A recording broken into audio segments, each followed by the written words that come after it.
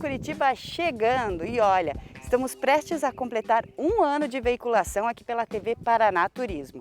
E desde o início do projeto Vem Ver Curitiba, a ideia era levar você, curitibano, ou quem vem de fora da nossa cidade, a conhecer os inúmeros cantos e encantos da nossa capital paranaense. Levar você a reparar naquele lugar que você sempre passava perto, mas nunca tinha reparado, que é um atrativo turístico. Com a pandemia, muita coisa mudou e sair de casa exige agora alguns cuidados a mais. Por isso hoje a gente vai mostrar para você um roteiro 4x4 pela região metropolitana da nossa capital. Um roteiro, um programa que você pode fazer em família ou com amigos mais próximos e se desvendar milhares de belezas da nossa região metropolitana. A gente está agora em Campo Magro e você curte aqui no Vem Ver Curitiba esse roteiro 4x4.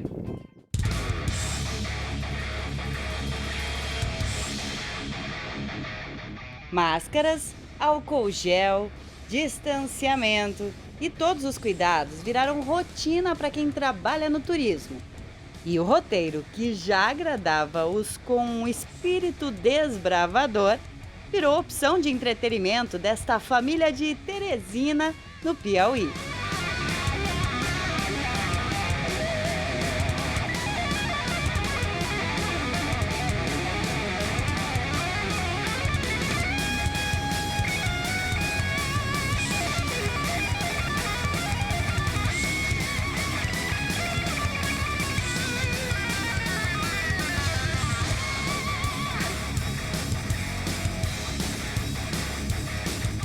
Com saída de Curitiba, o grupo precisou de poucos quilômetros de asfalto até chegar às estradas de chão que levaram aos principais atrativos da região.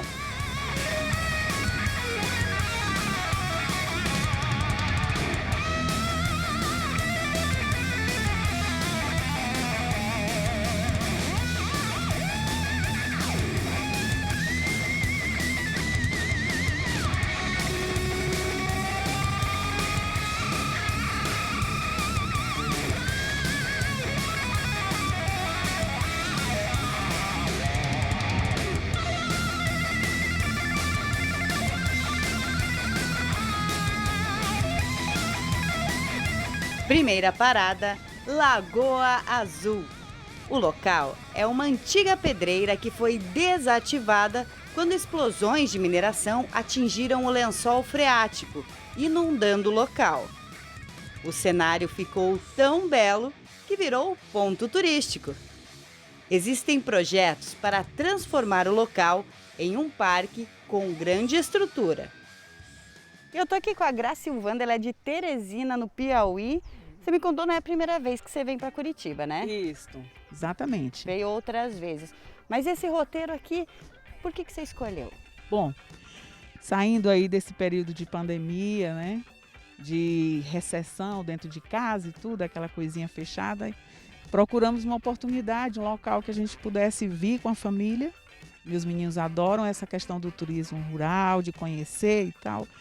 E aí percebemos essa oportunidade de vir em família, tudo na tranquilidade, mantendo as medidas de segurança, sem perder a questão da aventura, né? E da tranquilidade, da natureza, dessa contemplação. E aí pesquisando a gente viu essa oportunidade de conhecer.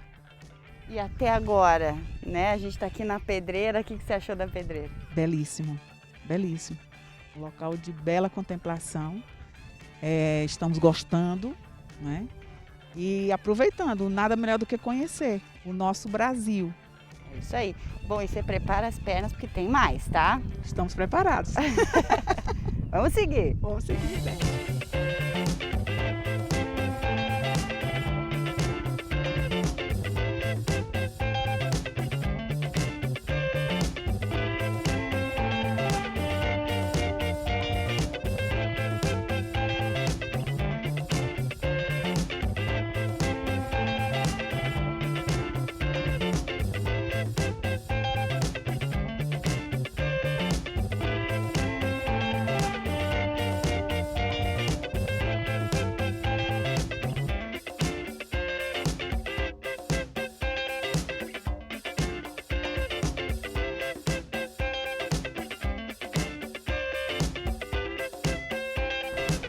Seguimos para mais alguns quilômetros de estrada de chão, poeira, belezas e um tanto de emoção até alcançarmos o alto do Morro da Palha.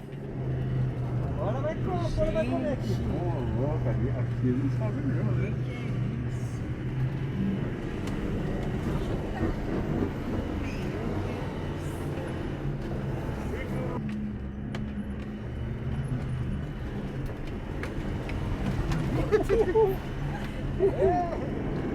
Parece uma maruja, né?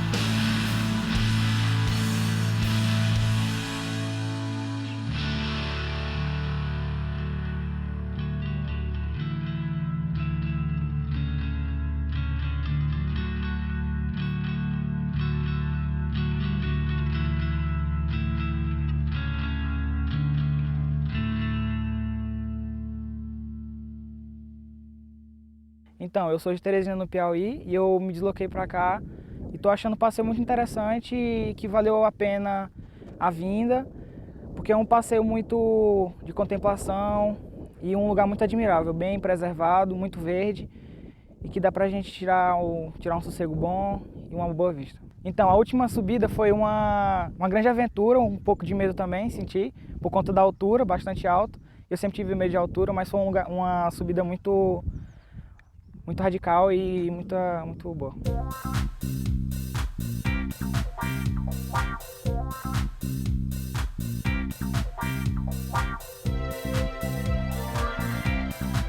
Então, o Morro da Palha fica localizado aqui em Campo Magro, a 1.194 metros de altitude do nível do mar.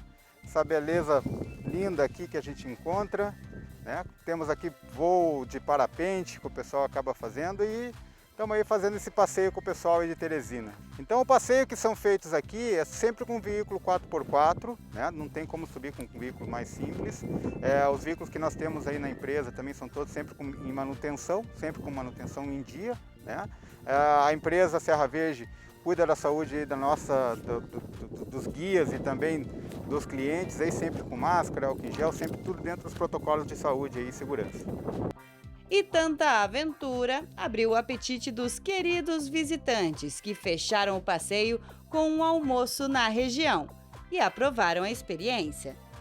Estou conhecendo Curitiba, cheguei ontem às 13 horas, demos uma volta na cidade, a cidade maravilhosa, linda. E hoje pela manhã nós saímos para dar uma volta no 4x4 no Morro da Palha. Recomendo o passeio 10, lindo, com a turma maravilhosa. Para chegar lá em cima é muita aventura, muito balanço, só o carro bem revisado, traçado, que a aventura é grande, viu? Recomendo para qualquer um que faça esse passeio. Lá a paisagem lá é maravilhoso, lindo, nota 10. Se puder voltar novamente, com toda certeza eu voltarei de novo no período do frio aqui para fazer a visita aqui novamente. Nota 10, meus amigos.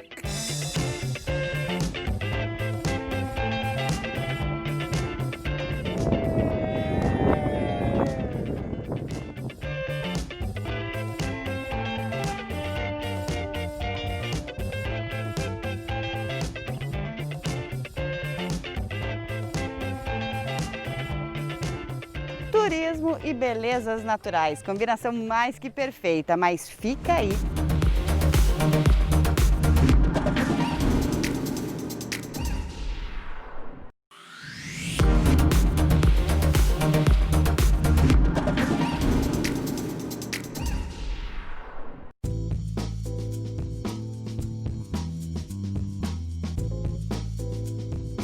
E o nosso quadro de história do Vem Ver Curitiba hoje está aqui na Praça Tiradentes, na frente da nossa belíssima catedral.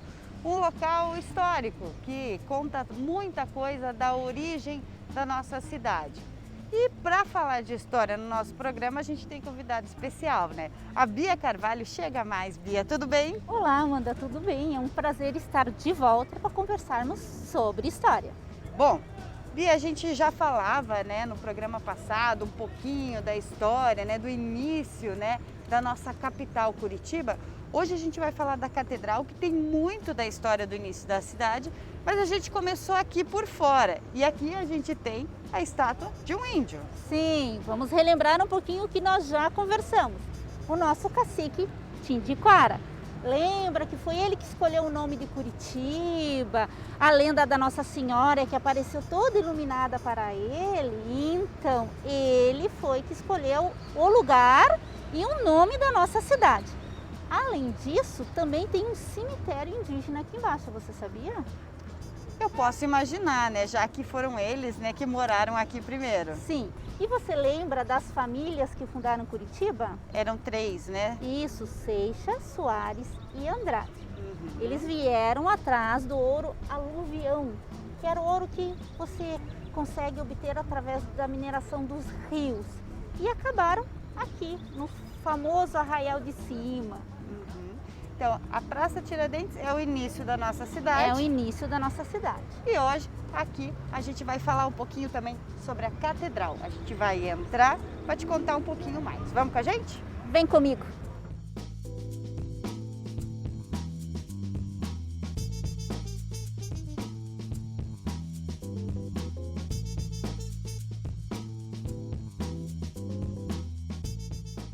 E agora a gente está aqui dentro da nossa maravilhosa Catedral de Curitiba. A gente está falando mais baixinho porque tem algumas pessoas rezando aqui dentro. E aqui a história continua, né, Bia? É, Amanda, continua e continua bastante. Tem muita história dentro da catedral. Mas eu vou te fazer uma pergunta, e para vocês também. Você sabia que logo depois daquela capela simplesinha que teve lá na fundação, que nós comentamos lá fora, teve outra antes dessa? Teve mais uma? E sabe onde ela era? Não. Não era aqui, era ali na frente, bem na frente, no comecinho da praça. Ah, então ela foi aqui, daí ela mudou ali para frente e depois veio para essa versão atual. Versão atual. Entre 1714 e 1720, eles queriam montar uma catedral que acompanhasse o crescimento da vila, que também seria a prefeitura. Aí o que aconteceu? Foi feito às pressas e não foi feito o estudo certo do solo. E eles fizeram um pouco lá na frente, onde é o marco de fundação. Só que aquele solo ali passa os lençóis freáticos que vêm do São Francisco, do Alto de São Francisco. Aí o que aconteceu? Ela começou a afundar. A princípio foi feito ela sem as torres, no estilo barroco, mais ampla, porque a outra era bem simplesinha. E sem as torres. Até não colocarem as torres ia bem. Quando resolveram colocar as torres, começou a afundar, Amanda. Meu Deus. Aí então, né, o governador da época, Lameia Lins, disse não, sem condições, vamos demolir, né, as imagens e todo o sacrário foi para a Igreja do Rosário da Ordem. E nós em 3 anos vamos fazer a nossa nova matriz, que seria essa aqui. no estilo neogótico. Adivinha quanto tempo demorou? Ixi, naquele tempo também demorava mais? 17 anos. 17 anos. Teve vários problemas, né, de construção, mudou o arquiteto várias vezes, né? E por ser também uma obra grandiosa, né, como a gente pode ver hoje. E hoje a gente pode ver, ela já foi restaurada algumas vezes, né? E se você prestar atenção, todos os afrescos, todos os vitrais, é todo nesse estilo neoclássico. Né? Daí eles tentaram ser o mais fiel possível com as rosáceas, né? E daí nós temos mais histórias. Vamos continuar? Vamos. Que ano que ficou pronta esta catedral? Essa catedral ela ficou pronta em 1893. Ela foi inaugurada. Mas você sabia? Olha que linda a nossa imagem de Nossa Senhora. Linda. Ela não foi a primeira. Não, tiveram outras antes. Ela foi a terceira. A primeira era aquela simples, de terracota, que veio, né, com a família de São Paulo. Daquela história do outro programa. Aquela história do outro contou. programa que nós contamos. Inclusive, ela está no Museu Paranaense. Aí nós tivemos a segunda imagem, que veio de Portugal também, quando inaugurou a igreja que era aqui na frente. E daí, quando inaugurou essa nova matriz, foi trazida essa imagem também de Portugal. Porém, ela sabia que ela já foi quebrada? Não, essa última Essa vez. aqui. Teve um atentado e ela foi quebrada, daí ela teve que ser totalmente restaurada. E esse menino Jesus que está com ela não é original, porque em 1984 roubaram o menino Jesus. Aí o Museu do Louvre nos emprestou um modelo e nós fizemos esse que está. Quanta coisa, passou a imagem também, né? Sim, as outras duas estão no Museu Paranaense. no A acervo do segunda museu. também. Aham. A segunda foi feita em quê? A segunda foi feita de madeira também. madeira também. Essa também é de madeira, só que daí ela é toda pintada, envernizada e pintada. E a segunda imagem tem mais uma outra curiosidade. Ela foi roubada. Também? Ela foi para a cidade da Lapa, foi roubada. Anos depois é que acharam ela na casa de uma moradora. O que mais é que a gente pode contar? Esses afrescos aqui você falou também, né? Que na data, naquela época, foram patrocinados por famílias. Sim, as famílias tradicionais, né, de Curitiba. Eu não vou relatar todos os nomes, né, porque são muitas famílias e, né, depois, com mais tempo, a gente vai conversando e eu vou te contando. Mas todos os vitrais, eles foram patrocinados. Cada vitral tem uma família tradicional que patrocinou para a construção da matriz, né? É Basílica Menor quando ela foi inaugurada. O Papa, quando ele esteve aqui, ele não entrou aqui, mas tem um ícone dele aqui dentro também. Tem, nós temos uma relíquia. Ele agora é São Paulo, São João Paulo II, né? Então nós temos uma relíquia que é a cátedra. Você sabe o que é a cátedra, Amanda? Eu imagino que seja a cadeira. Isso mesmo, onde o bispo senta. Então, ele não veio aqui porque ele fez 13 cidades em 13 dias no Brasil. Sim. Então, quando ele chegou no aeroporto, ele foi direto para o Couto Pereira. E lá nós fizemos homenagens, festejos.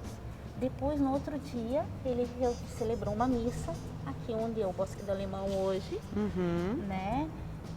Dizem que tinha 1 milhão de pessoas, né? E eu era uma delas, porque eu estava lá. Ah, que legal. A minha mãe acho que também foi, no Couto Pereira, que eu me lembro de ser pequenininha, quem sabe ter ido também. Eu lembro dele passando no carrinho aberto dele. E fazem 40 anos esse ano que ele esteve aqui. E ele veio, ficou só 2 dias, né? E foi embora. Mas foi também um marco para a nossa história. Inclusive, nós temos uma estátua de cera dentro da catedral de tamanho real do Papa. Antigamente, como que contavam a população? Não tinha cartório, né? Então você sabia quem era quem e quantas pessoas tinham na vila, na cidade, pelo livro de batismo. Então, o livro mais antigo do estado está aqui, que é o registro de batismo, que está na biblioteca, que inclusive vai se tornar um museu. Que legal. E você tinha uma história para contar da cruz? Cruz do Alemão. A cruz do Alemão. Agora começam as histórias. Lembra aquelas lendas por trás da lenda? Aham. Então, vamos começar? Vamos, a história que a história não conta, A história né? que a história não conta. É assim, como demorou muito tempo, né, teve vários, né, percalços para a construção dessa matriz, foi contratado um mestre de obra alemão. Né? Ele era luterano, já fazia várias igrejas, ele foi muito bem indicado. E ele começou a finalizar a construção da nossa catedral. Aí o que aconteceu? Ele, digamos assim, que teve alguns percalços com o vigário da época. Porque o vigário queria que ele fizesse diferente do que estava no projeto, que a sacristia fosse maior, queria modificar algumas coisas. E ele não podia fazer isso, ele tinha que ser fiel ao projeto. E daí teve as discussões e o vigário disse que se ele não aumentasse a sacristia, ele não pagaria o contrato, né, o valor do contrato. Esse alemão ficou muito brabo, quase bateu no vigário e se demitiu. Ele e toda a equipe foram embora. Só que esse alemão, ele tinha juntado um dinheiro e comprou uma fazenda em Cerro Azul, chamada de Olho d'Água. E você sabe que os tropeiros, né, as tropas, como a gente já falou, e nós vamos fazer outros programas falando deles, essa Olho d'Água era uma parada de tropeiros também. E daí, quando houve a Revolução Federalista, o governador da época de Curitiba fugiu, né? Ele, o padre e uma comitiva inteira fugiram daqui porque os maragatos estavam chegando com o comerciante do Sarai, dizendo que iam para São Paulo encontrar os republicanos para então voltarem. Foi quando eles tinham que passar por onde? Pela Olho d'Água. Pela Olho d'Água. Pelo Cerro Azul, pela chácara do alemão. Exatamente. Vicente Machado passou, encontrou o alemão, brigou com o alemão. Também. Que, né, esse alemão, ele era conhecido do Barão de Cerro Azul, era muito amigo. Então, ele sabia que o barão tinha ficado. Então, ele ficou muito bravo com Vicente Machado, chamou de covarde e tal. E o padre estava um pouquinho atrás, porque eles andavam de mula. O padre chegou um dia depois, sozinho. Resumindo a história, ele levou uma coça Do alemão. do alemão, Ai, ai, ai. porque ele não tinha pago a dívida. Quando isso chegou aos ouvidos de Vicente Machado, ele ficou muito bravo. E tinha um capitão em Cerro Azul chamado Hermógenes. E o Vicente Machado falou assim, não, cabeças tem que rolar. Onde já se viu dar uma surra de soiteira no vigário. Ficou todo machucado. Teve que ficar 3 dias de cama. Não, cabeças vão rolar. E esse capitão levou ao pé da letra a história. E fez uma armadilha, uma desculpa de um fuzil que esse alemão tinha na fazenda, acabou fazendo uma tocaia e Degolou. decapitou. E mandou a cabeça para Vicente Machado. Então, você imagine o trauma que foi. Numa festa, chegando uma cabeça numa caixa. Né? Então, as histórias contam que esse Hermógenes, mais tarde, teve uma doença chamada fogo selvagem e ficou anos sofrendo para morrer.